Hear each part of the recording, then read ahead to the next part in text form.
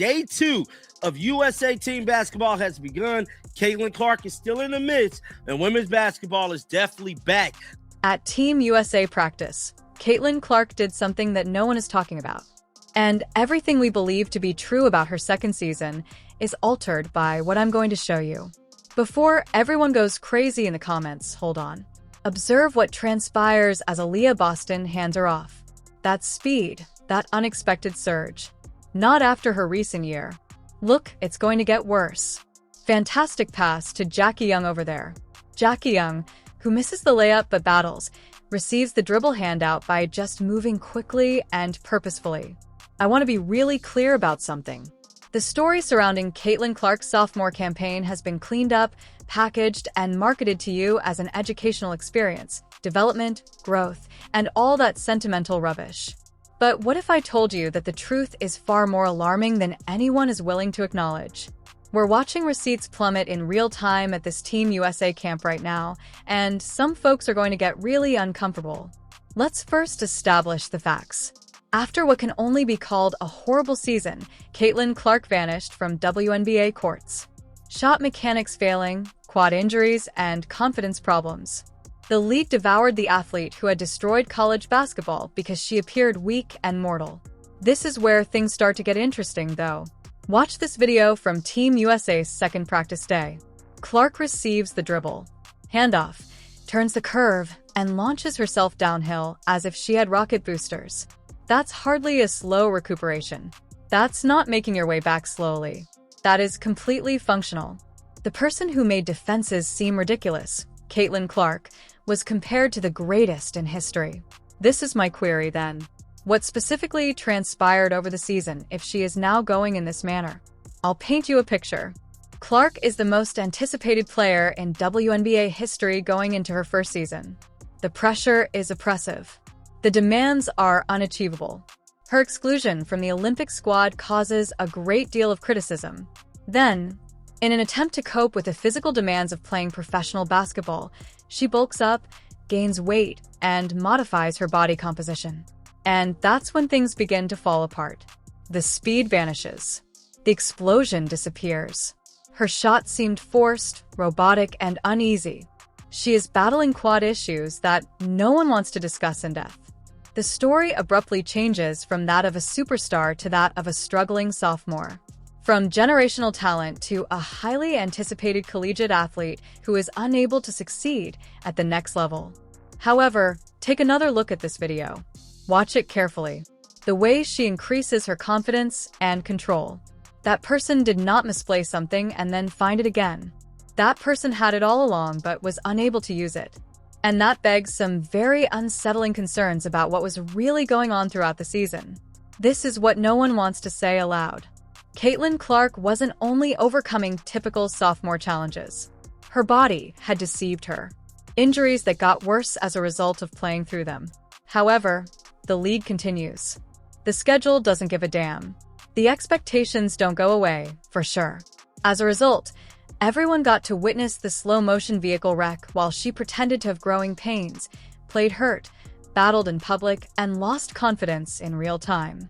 Take a look at her shooting technique in this practice video. A smooth catch, a cozy base, and an effortless rhythm. She admitted that the injuries caused her to lose confidence in her shot during the previous season. But because she lost her shooting skills, but because her body wouldn't let her to be herself, and the WNBA is too difficult. Everyone should be terrified by that part. We all basically accepted the fact that the most gifted player of her generation was a shell of herself for the whole season. Check out this pass to Dara Hami now. Vintage Clark is that. The courage to even try that viewpoint, the timing, and the vision.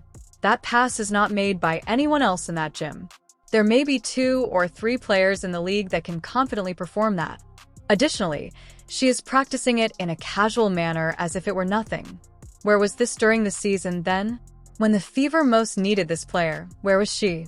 The response is straightforward and disastrous. She was wounded. The kind of pain that gradually takes away everything that makes you exceptional, the kind that doesn't appear on injury records.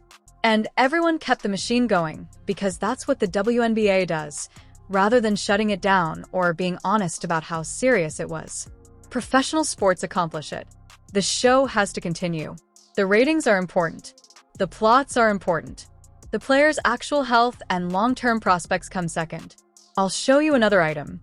This video was taken on the first day. Observe the suppleness and explosiveness of her movements. She appears to have a solid base. She seems to have good footwork. This athlete has recovered their body, who isn't adjusting and fighting through each step. It's both lovely and frustrating to watch the sacrifices made to reach this point.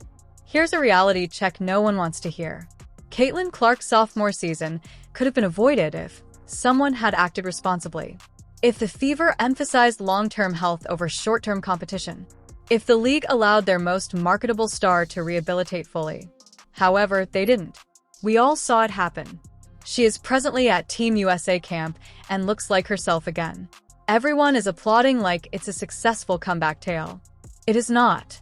One of the things that stands out to me in looking at this, it's not just that she's back on the basketball court and it's a relief, but her speed seems to be back. We saw it on that step back three on the first day of practice, but there was a play in the day two, and this play for a number of reasons is very exciting to watch. It is proof of how terribly she was let down by the system. After battling for the rebound and kicking it back to Clark, Jackie Young gets up for the three, appearing totally at ease. Last season, that shot didn't appear to be comfortable at all.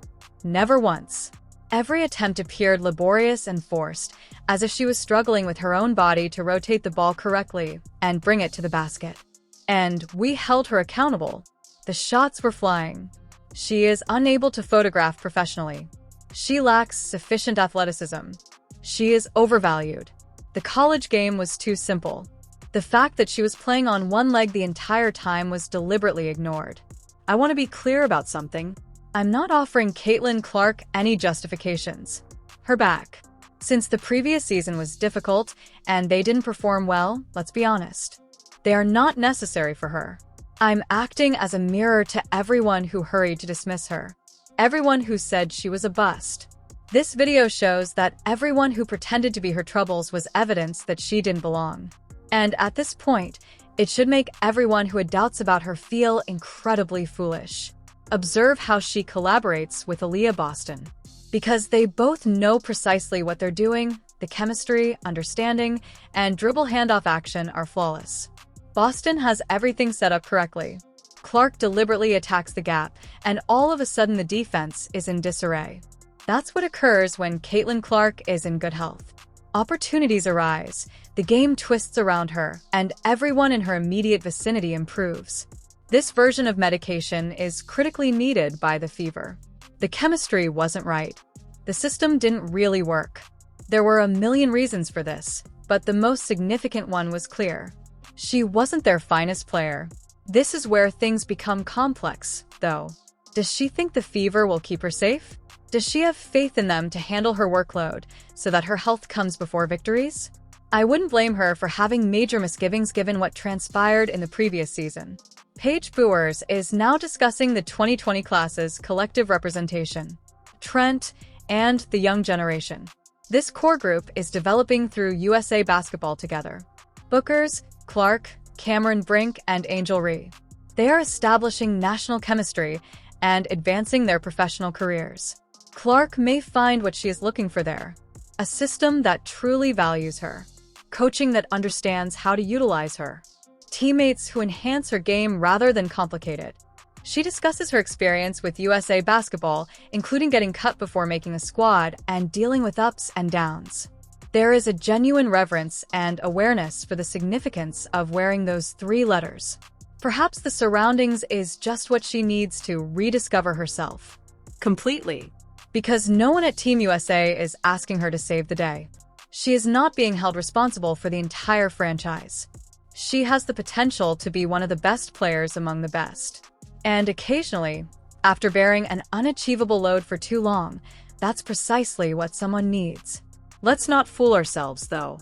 All of those demands resurface when she returns to the WNBA, the Fever, and her role as franchise player Caitlin Clark.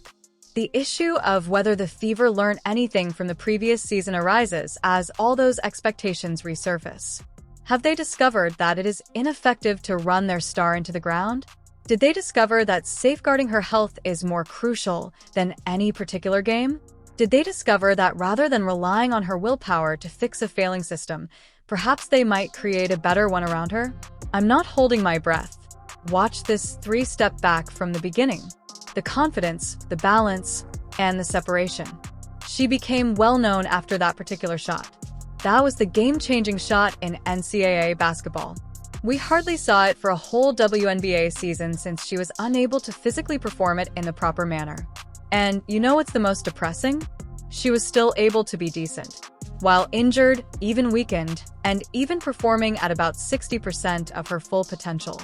She continued to be among the league's top players. Just think of what might happen if she were truly well. That's what should frighten everyone. Not because she will rule, though she will, but rather because we came dangerously close to losing this. We nearly witnessed injuries and poor management prevent us from witnessing her full potential. And for what purpose? A couple further, meaningless regular season victories. According to Sue Bird, Clark would require some time to regain her condition. That it would take time for it to happen. She was correct, too. Here's what Bird omitted to mention, though. She did not specify if the conditioning problems were the result of playing hurt for 6 months in a row, or if they were simply typical off-season rest. There is a distinction, and it is important. If Clark is just getting back in form after a normal off-season, that's terrific. That is manageable. That is expected. Clark's recovery from a season of compromising her body highlights the need for a larger discussion about the WNBA's approach to player health, particularly for stars who are crucial to the league's success. Let's consider the wider picture. Caitlin Clark has played a significant role in the WNBA's increased viewership, interest, and new fan base. Her collegiate run generated unprecedented attention to women's issues. Basketball. Despite the Olympic incident, her debut season attracted attention from the league. What would happen, though, if they broke her? What would happen if the injuries continued to accumulate? What would happen if she had to decide between her profession and her health before she reached her prime? All that momentum vanishes when the league and the sport both lose. Thus, it should be motivating to watch this Team USA video. She appears well. She appears quick. She appears to be herself. But it should also be frustrating because this is what we ought to have been observing the entire time. This is what the fever ought to have prevented. The league ought to have been protecting this. Rather, we received a warning about what occurs when the stars in a system fail. Take a look at her working with Angel Ree on that ghost screen. At the national level, 2 of the most talked about basketball players at the moment are developing synergy. They had a great all-star game moment together. There is enormous opportunity for them to collaborate globally.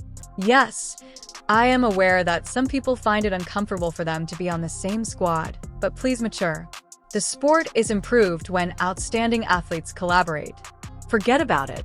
Cameron Brink is also present. One more person in this packed class. Another athlete is coping with her own health issues. The league must find a way to maximize and protect another talent. There is a clear pattern. Young talent joins the league. There is a great deal of pressure. The support networks are still in their infancy, and the physical demands are severe. There must be a change. You can hear it in Clark's voice when she talks about never taking USA basketball for granted. The appreciation and understanding of how unique this chance is. After the turmoil of her first 2 professional seasons, perhaps that viewpoint was just what she needed. A reminder that it's not always necessary to have unrealistic expectations and that basketball can still be enjoyable, that you can just hoop at times. But don't forget that all of that pressure will be there when the new season begins, the lights come back on, and their first game. Caitlin Clark will face new challenges and scrutiny as she strives to establish her worth. We now know what she looks like when healthy. We now have receipts. We may now compare her true identity to what we witnessed during a compromised season. Anyone who still doubts her after seeing this footage is either dishonest or stupid. Possibly both. Here's my bold take. Caitlin Clark's 3rd season will be the most significant in WNBA history. This is not specifically for her career. Not because of that, but because of what it stands for. Is it possible for the league to shield its stars? Can franchises use generational talent to create long-lasting, successful systems? Is it possible for the sport to grow without losing the individuals who are driving it? If the response is in the affirmative, the WNBA has a very promising future. If the response is negative, many promising careers may soon be derailed by avoidable issues. And I sincerely hope it's the former, because it's an appointment to watch Caitlin Clark play basketball when she's well. You have to see it. It's the kind of talent that draws in casual viewers who aren't often interested in women's basketball and transcends the sport. The league cannot afford to squander that. So, yes, she appears quick in action from Team USA. She has an explosive appearance. She exudes confidence. She appears to be the player that we all anticipated. And that's both the finest news imaginable and a scathing critique of everything that transpired throughout the previous season. You can't have it both ways. She either truly battled and miraculously resolved everything in a matter of months, or she was always capable of this, and something stopped it. I am aware of which makes more sense. What comes next is the question at hand. Does the Fever change? Do they assemble a stronger roster around her? Do they use load management? Instead of highlighting her flaws, do they design a system that really makes the most of her strengths? Or should we repeat the same experiment in the hopes of getting different results? Outcomes? Because we already know how the narrative goes if it's the latter. It's also not attractive. Jackie M's struggle for that recovery is a perfect example of what Caitlin Clark needs in her environment. High IQ players, competitive hounds, those who understand winning isn't about individual metrics. Young just won a championship with the Aces. She is aware of the requirements. You can create something genuine by pairing her with Boston, Clark, and the appropriate supporting cast. But since Clark won't wait forever, the Fever needs to figure it out quickly. She will eventually have options if things don't get better, if the injuries keep getting worse, and if the losses keep happening. There is free agency. There is player empowerment, and no one stays in a place that they will be actively hurt forever. Not even the most dedicated stars. This Team USA clip shows more than simply a player getting back in form. See the warning. Here is a reminder of what is at risk. Compare the outcomes of aligned and disaligned situations.